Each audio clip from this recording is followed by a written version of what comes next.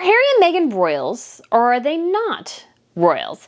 This is kind of a crucial question as Harry and Meghan go on basically a pseudo-royal tour and very much kind of are acting like royals, even though they just don't represent anything but their own business interests. Hello everyone, welcome to Royal News Network. My name is Brittany, and today we're going to be talking about the second day of Prince Harry and Meghan Markle's very much very strange royal tour in Germany and the rest in the UK, and just kind of their time as they were, kind of milling and doing a, fake royal walkabout. They were very much acting like royals.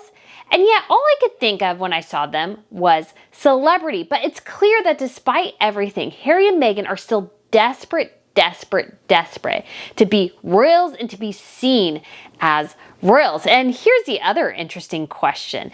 Did Netflix pay for extras to stand outside and cheer for Harry and Meghan? I actually think that's a rather interesting question. But if you guys haven't been here to Royal News Network before, hello, my name is Brittany, and on this channel we talk about everything related to royals.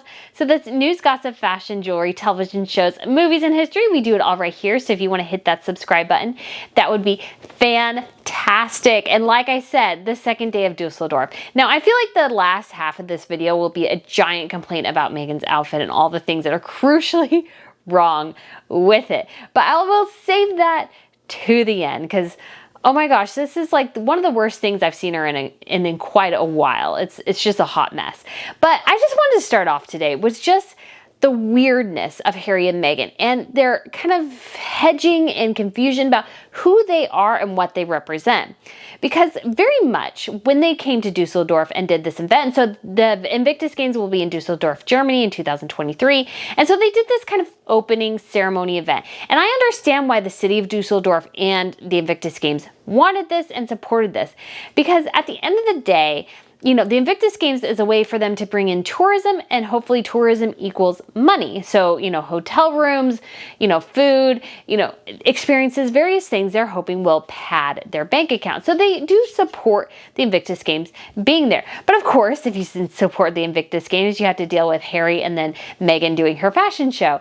And I feel like the Germans very much rolled out the red carpet for Harry and Meghan. They arrived and there was just kind of this line of people cheering. And, it was just kind of a question because it was like a midday on a Tuesday. So I'm just curious how many people actually had off work to come down there and hang out. And they gathered a fairly respectable crowd size, really. Although there was, one prominent man very much booing when they first arrived. So take a listen to this.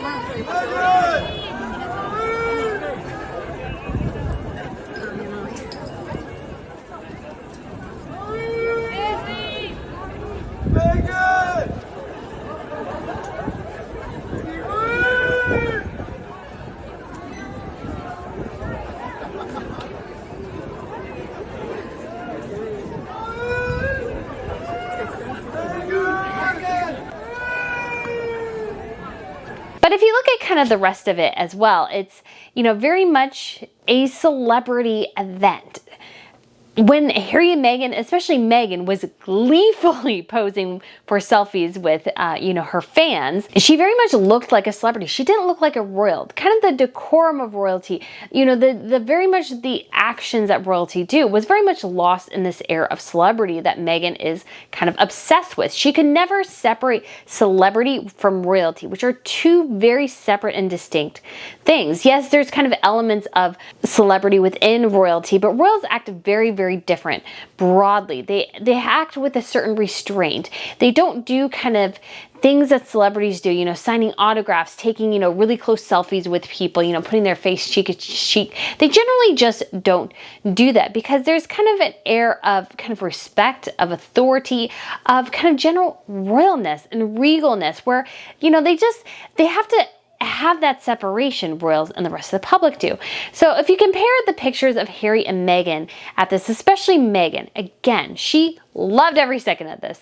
Every second of this where somebody could be paying attention to her, wanting to take her photograph, she was all over it. She is grinning ear to ear. She just clearly absolutely loves this.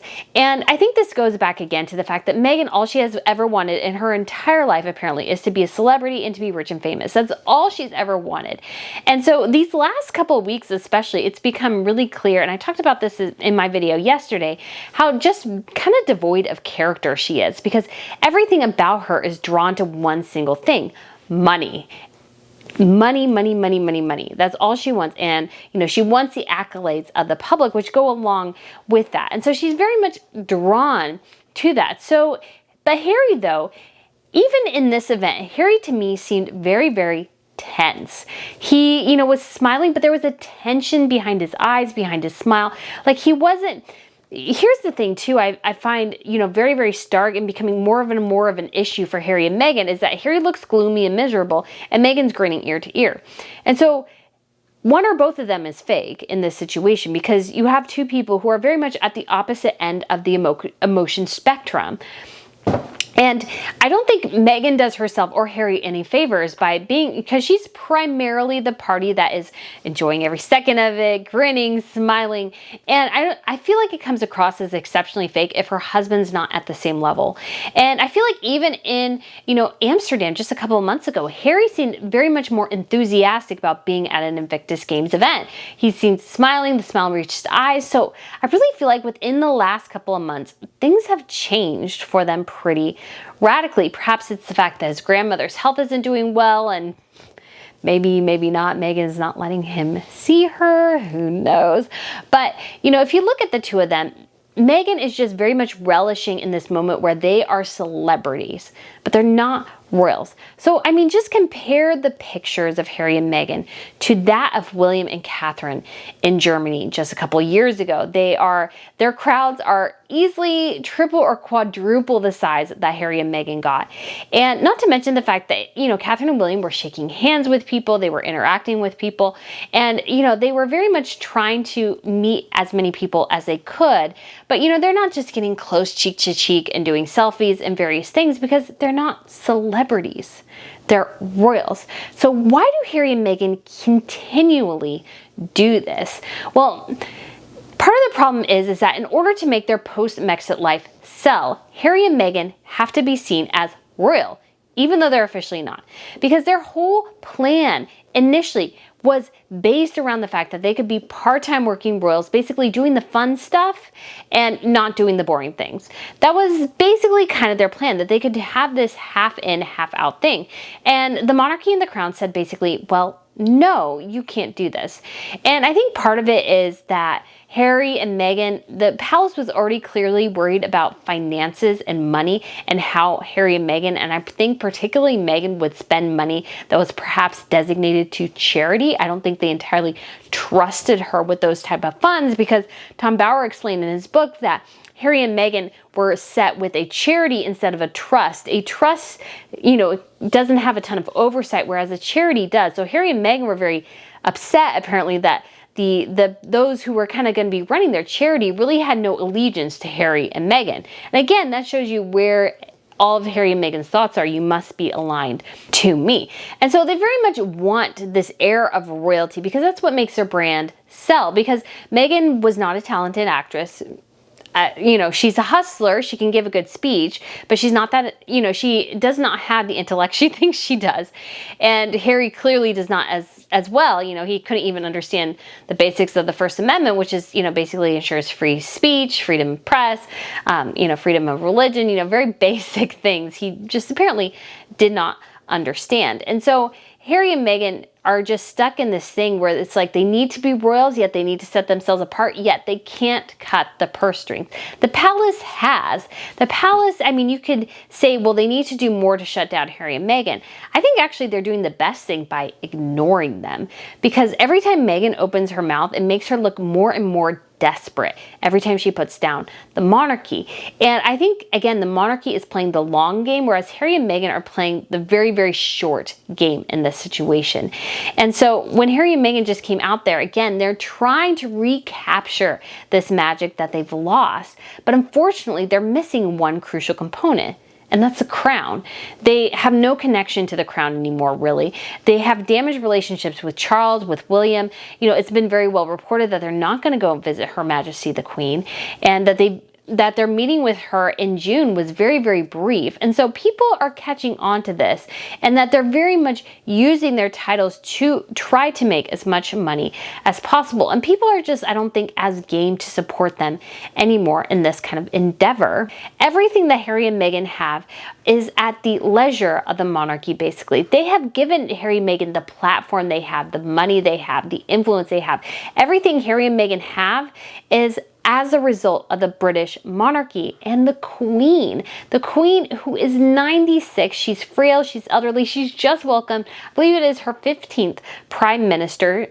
She has met everyone since Winston Churchill was her first Prime Minister. She is this historic and influential figure. She's nearing the end of her life, and yet supposedly her grandson can spend a little bit of time to go out and see her, and yet is perfectly happy to tarnish her legacy and reputation in pursuit of his own gains. And I think that is just so on display here at the Düsseldorf Games, because, at least so far, because Harry and Meghan were very much treated like heads of state, even though there's no substance to them. They represent nothing, again, but their greed. So a lot of people are wondering, hey, did they pay a couple of extras with Netflix's money to get kind of more of a crowd there, more of a loving crowd, so that they can make sure to get, you know, the shots that they needed from Netflix? Because, you know, they've been working on this thing for over a year, and apparently they're so boring. They still need content for the reality television show series, which should be, you know, I would assume, because, you know, they film these for a short amount of time, they actually should be done like distributing season 1. That we don't even have a release date for this. I mean, seriously, how much content could two people need who don't really, I guess, do anything? I mean, that's basically what they're telling us, is that they don't do anything because they still need more content.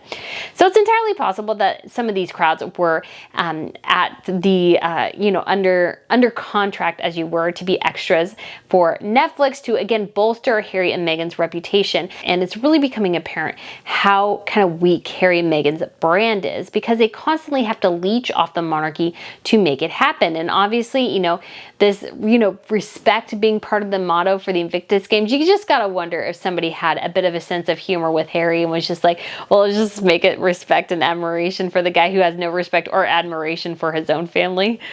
Hint, hint, nudge, nudge. Maybe that'll get him to actually, you know, respect the Queen and institution, because the Invictus Games is in a hard spot here. Harry and Meghan are not likable. Then you have this games of veterans who, you know, people like me want to support. I wouldn't actually mind going to the games again.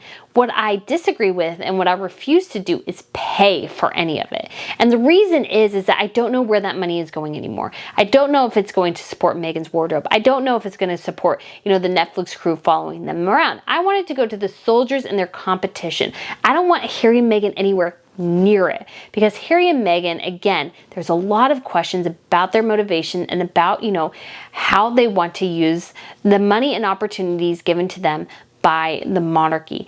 And so I just can't in good conscience do that.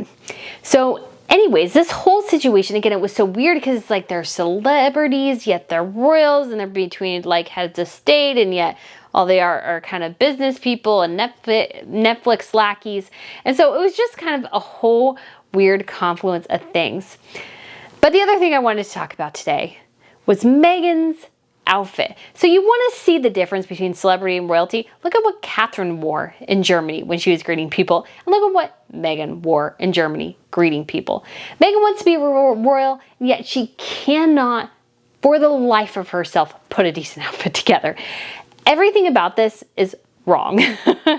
So Meghan is wearing palazzo pants that are high-waisted and a razorback kind of, you know, tank that cuts a little bit too high for her stage in life right now.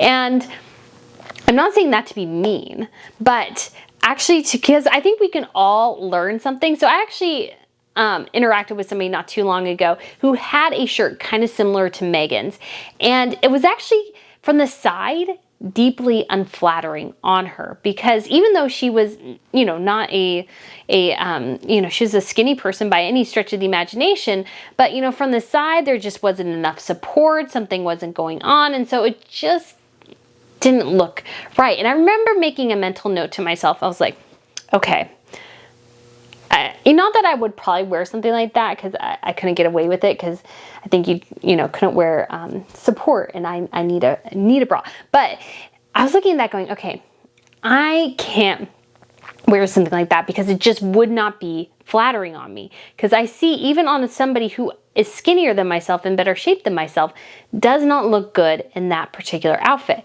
And I was actually kind of liked Meghan's tank in the beginning, but as I saw more and more pictures of it, especially from the side, it just was not flattering. And I think she needed more support than she had, and it just did not look very good.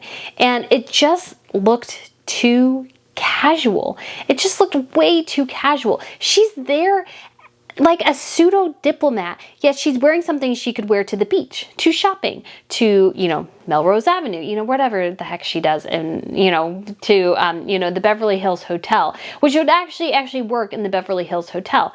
And again, you look at her as well, and her hair is messy, like it always is. I mean, I get it, her hair texture is weird and strange and everything, but somehow she could do it on suits, but she can't do it anymore as a royal. I don't understand why that might be. I just don't understand. But the other thing that bothered the heck out of me about this outfit are the palazzo pants. Here's the thing.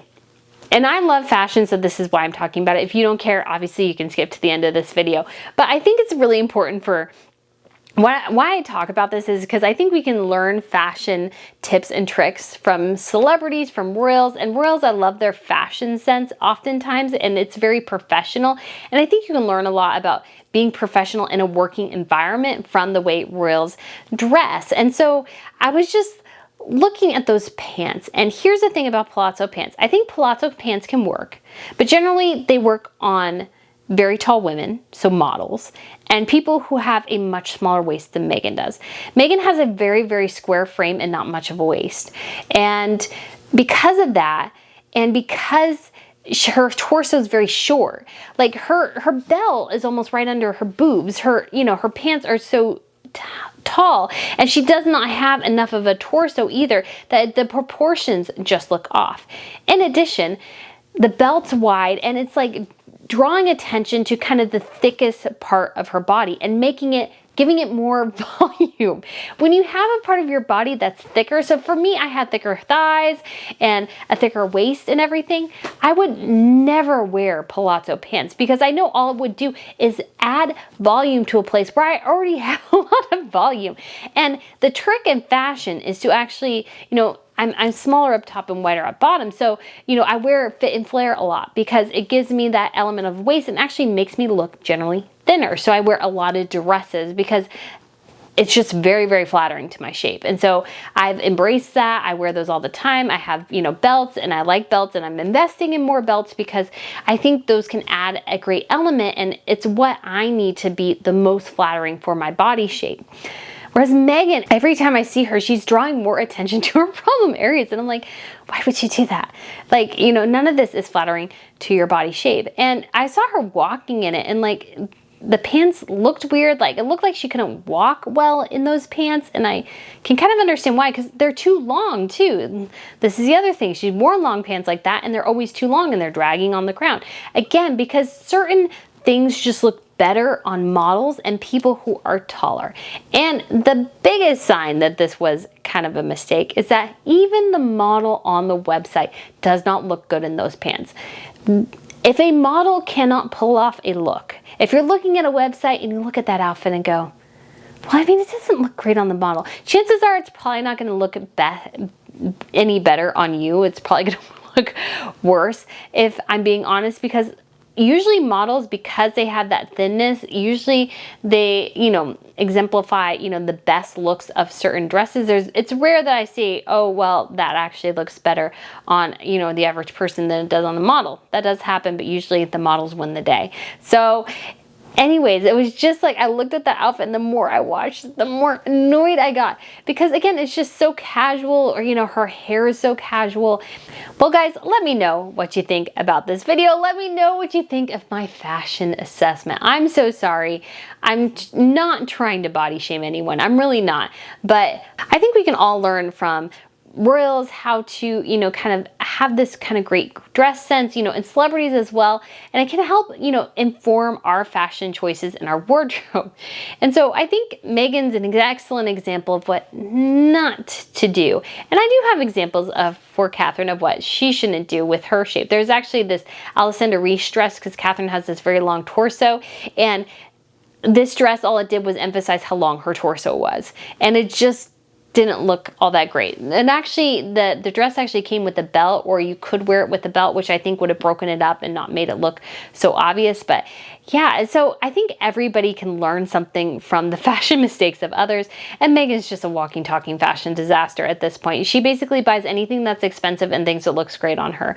And I don't mind the tank, but again, I feel like the support just didn't help the suit. But anyways, guys, thank you so much for watching. I hope you enjoyed this. I hope you enjoyed the fashion, and I will be planning on launching my fashion channel hopefully in early October. That is my plan. So I had been doing Fashion Fridays on this channel, but I kind of decided, because I want this channel to be able to react to things going on in the news, I really need a separate fashion channel that just does fashion things, because that way that one can be kind of evergreen and, you know, just not really reacting much to the news quite as much. Although I'm thinking about doing kind of a fashion roundup on Friday and letting you know my best and worst fashion looks of the weeks from royals. But anyways, guys, let me know what you think, and thank you so much for watching, and I look forward to seeing you again soon. Bye.